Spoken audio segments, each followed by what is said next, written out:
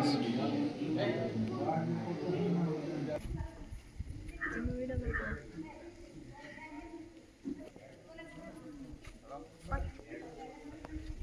everyone, this is Bobralingeshwara Temple.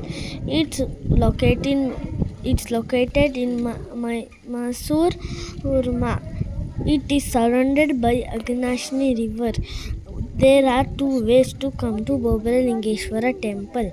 One is to come by boat, and one is to come by bridge.